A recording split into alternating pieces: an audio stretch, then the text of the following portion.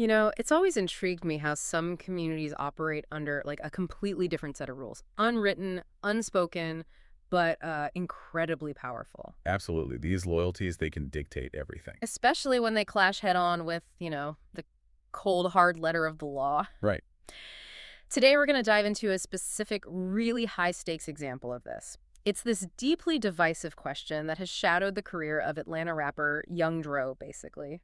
Is he a snitch? Hmm. That question carries so much weight. Yeah, and this isn't just about one incident or, one artist. It's really a compelling exploration of street code, that raw instinct of self-preservation, and the incredibly high stakes of reputation in the world of hip-hop. It's a pressure cooker, really. Totally.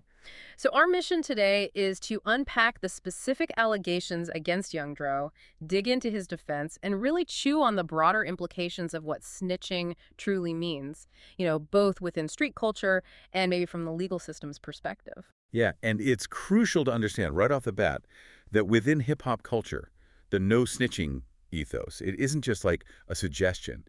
It's fundamental. A foundational pillar, you could say. Exactly. So an accusation of betrayal, especially involving cooperation with law enforcement, it isn't just damaging. It can be absolutely devastating. It tanks an artist's credibility, their career. It's not just about losing respect. No, it's much deeper.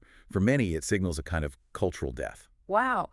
Cultural death. Yeah, a total erosion of trust. Hmm. It can dry up collaborations, alienate your core fans, basically make you persona non grata in the community that, often built you up. That sounds almost worse than jail time for some. For many, it absolutely is. It's a loss of self, a loss of livelihood. Yeah. It's terrifying. Okay, so with that heavy cultural context set, Mhm. where do we start seeing this tested with Young Dro? Let's go back to that pivotal incident, summer 2016. Right. Georgia Yeah. Southern University, Statesboro, Georgia. That's the one. Authorities did a probable cause search of his vehicle, and what they found led to some pretty serious charges. Yeah, not minor stuff. Definitely not. Possession of a firearm on a school campus, a controlled substance, marijuana less than an ounce, but still, and the big one. Possession of a firearm by a convicted felon. Serious charges across the board. But here's the kicker, the thing that really got tongues wagging and kind of sparked this whole firestorm, the sentencing disparity. Ah, yes, the sentences. Young Dro served 35 days in jail, plus fines, legal fees, all that. But fellow rapper Spade, he got a much longer sentence, 6 months. 6 months. And it was all implied to be connected to the same incident. So naturally, people started asking, why the huge difference? And that sentence disparity you just laid out, it's fascinating because, well, it immediately became Exhibit A in the court of public opinion, right? Exactly. That kind of discrepancy, especially within this cultural context, it almost automatically raises that red flag, that suspicion of cooperation. Is it just learned suspicion or? Well, I think it's deeply ingrained. When one person walks away with a much lighter sentence and someone else involved in seemingly the same mess gets hit harder, the immediate question is, what did you say? What did you do? That I didn't. Precisely. It stops being purely a legal question and becomes about loyalty. It fuels that suspicion immediately. Why the difference? For the community, it's not about legal loopholes. It's about maybe breaking that unwritten pact. And yeah, that question definitely didn't stay quiet. The suspicion just boiled over into this very public war of words. Between Dro and Spade. Yep. Spade, clearly feeling hard done by, wasn't shy about it. He publicly pointed the finger straight at Dro, blamed the lighter sentence squarely on cooperation with the cops. Didn't pull any punches. Not at all. Flat out called him a snitch. Oof. But Young Dro, he wasn't just going to let that stand. He gets the power of that word. So November 15th, 2016, he makes a move, goes on the Breakfast Club. Big platform. Very visible. Huge. And he doesn't just defend himself, he counter-accuses. He flips it. Totally.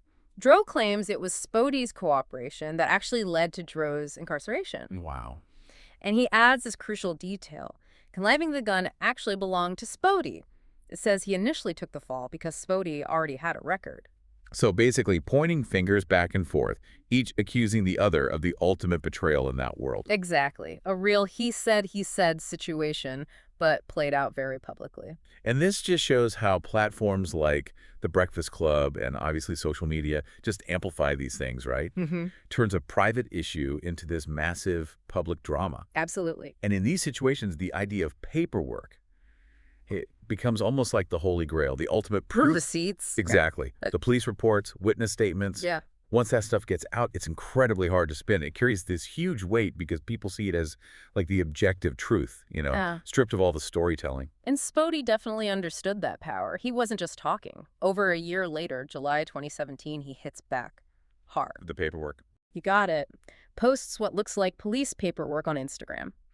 And this document, allegedly Dro's statement, reportedly names Scody Jonathan Carr as the owner of the contraband. The gun and drugs. Right. So for Spode, and for a lot of people watching online, this was the smoking gun. Undeniable proof in his eyes that Dro cooperated, broke the code. And Dro's response to that. Yeah. Because the backlash must have been intense. Oh, it was huge. Dro stuck to his guns, though. He maintained that just naming Spode wasn't snitching. His line was basically, I'm not taking the charge for you. Framing it as self-preservation. Exactly. Protecting himself from a charge he said wasn't his. A logical move, maybe, in a legal sense? But perhaps not in a street code sense. Which brings us to the core issue, right? This fundamental clash. Yeah, talk about that clash, the rigidity of street code versus, like, basic self-preservation. Well, yeah, if we connect this to the bigger picture, traditionally street code is pretty absolute. It dictates that, you let suspects admit their own crime or just face the music without anyone else talking. Don't help the authorities at all. Period. Revealing any criminal facts to law enforcement doesn't matter why, could be fear, self-defense, just clarifying who owned what it's strictly seen as snitching. No exceptions. Generally, no. The code forbids giving police any criminal leads or info that points fingers at someone else. It's black and white. It often comes from, a history of needing to protect the community from outstrips forces, like the police. So the pressure to stick to that must be immense. Unbelievable pressure. Deviating can mean being cast out, or worse, by the very people who define your world, your safety. But Young Dro's perspective was clearly different, rooted in a different logic, maybe. It seems so. He kept saying he shared info to protect himself, not to betray anyone. He even said something broader later, like identifying the person who took out your best friend is not snitching. Trying to draw a line. Right. Suggesting there's a difference between protecting yourself from a bum rap and actively informing for gain. But in the specific context of that 2016 arrest, saying, I'm not taking the charge for you. That directly clashes with the code. Directly. Because he did provide information to authorities that implicated another person, even if it was true, and cleared his own name, technically. So that creates this massive moral gray area, doesn't it? I mean, his cooperation wasn't necessarily to confess his own guilt. Right, it was supposedly to deflect guilt. But by providing any info to the cops, he technically breaches the code? Is there any wiggle room there if his goal was just self-preservation, clearing his name? From the street code perspective, very, very little, if any. So it's the act itself, not the motive. Pretty much. The act of talking to law enforcement about something that implicates someone else is seen as the transgression. It's not about your personal intent. It's about the outcome aiding an external system against someone from within the fold. Wow. The code values collective silence as protection, even if individuals suffer for it. So from that viewpoint, there isn't really a gray area when you give info to the police. It's just a violation. Man. So what does this mean for someone like Dro caught in that? It highlights this huge internal conflict. Right? Absolutely huge. How do you stay authentic, keep your street cred, when that demands silence, but survival in the legal system might demand you speak? It's an impossible bind. How do you balance personal safety, your freedom, against these deeply ingrained community laws? It's like walking a tightrope over a canyon. Yeah, and the stakes couldn't be higher. It's your legal status, sure, but also your entire identity, your livelihood. And this wasn't just kept between them, was it? The fallout was much wider. Oh, yeah, it spilled out everywhere. The social reaction was massive, very public, all over Twitter, Instagram, hip-hop sites. Everyone had an opinion. And a lot of people sided with Spode. It seemed that way, yeah. Yeah. A significant number argued pretty strongly that Dro had violated the code, regardless of his reasons. That perception of betrayal really took hold for many fans. That audience perception is critical. And then you had industry repercussions, too. Tip, T.I. Dro's mentor, head of Hustle Gang. Huge figure. His opinion matters. Immensely. He reportedly weighed in, said something like Hustle Gang couldn't tolerate anyone quick to spill internal business to the police. Wow.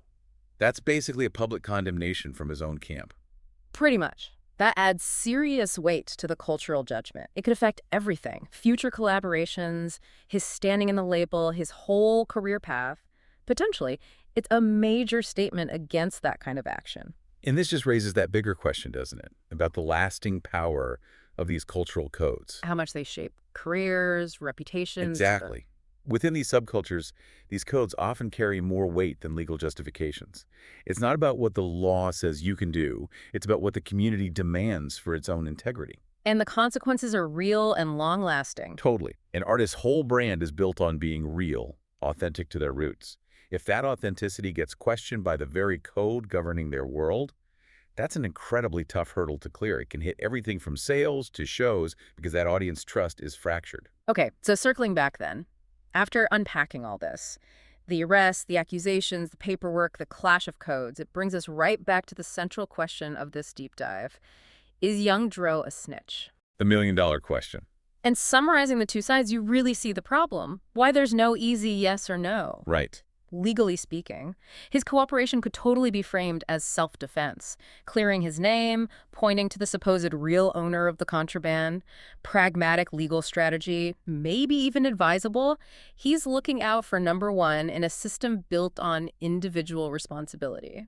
Makes sense for that angle. But by the very rigid, very clear standards of street code, naming an associate to the authorities, even to save your own skin, even if you think it's unjust, that is textbook snitching. No gray area there? Providing any info that leads to trouble for someone else, that's the line. You just don't cross it. So, despite his intentions, whatever they were, self-preservation, telling the truth as he saw it, his actions undeniably crossed that line for a lot of people. People who put loyalty above all else, who see any cooperation with police as betrayal. Yeah, this case is just a perfect storm, isn't it? It perfectly illustrates that ethical nightmare when legal survival tactics crash head-on into deep-seated cultural loyalty. Shows just how powerful those unwritten rules are and the impact they have, way beyond any courtroom verdict. Absolutely. And that really leaves us with something to chew on, doesn't it? A final thought for you listening. How do people, especially in communities with these really strong, distinct, unwritten rules, how do they navigate these seemingly impossible choices between personal survival and community loyalty? It's a profound dilemma. And what are the real long-term consequences legally, reputationally, when those lines get blurred, or maybe just outright crossed? And yeah, makes you think. Maybe reflect on similar conflicts you see or even experience where different sets of rules are pulling people in different directions, defining right and wrong in totally opposing ways. It creates some incredibly tough situations.